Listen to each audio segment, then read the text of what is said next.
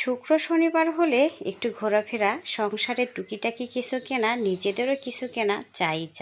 Hello বন্ধুরা, সবাই কেমন আছেন? নিশ্চয় ভালো আছেন, আমিও ভালো আছি।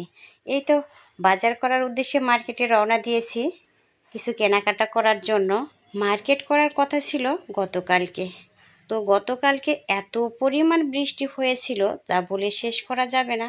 সারাটা দিনই বৃষ্টি হয়েছিল, মার্কেটে যেতে পারিনি। কারণ আজকে শুক্রবারে তেমন দোকানপাট খোলা থাকে না, ওই দুই একটা দোকানপাট খোলা থাকে। তো আজকে কেনাকাটাটা খুব দরকার, কারণ আমার বড়দাদার মেয়ের বিয়ে, সেজন্য কিছু গিফট কেনা দরকার। এরপরে কিনলাম ছেলের একটা ছাতা, তারপরে গেলাম ডাইনিং টেবিলের একটা কাভার কেনার জন্য। ডাইনিং টেবিলের কাভারটা অনেক দিন থেকে আছে, পুরনো হয়ে গেছে, মনে করলাম একটা নতুন কিনবো। তো কিনতে গেলাম, কেনা হলো না। শুক্রবারে তেমন দোকান ছিল না, পছন্দ হলো না। এরপর গেলাম বইমেলায় অনেক ধরনের বই ছিল। আমার সবচেয়ে যে বইটা পছন্দ হয়েছিল মহাভারত। তো আমি আসলে কেনাকাটার উদ্দেশ্যে ওইভাবে যাইনি, টাকা পয়সাও তেমন নিয়ে যাওয়া হয়নি, আমার কেনা হয়নি।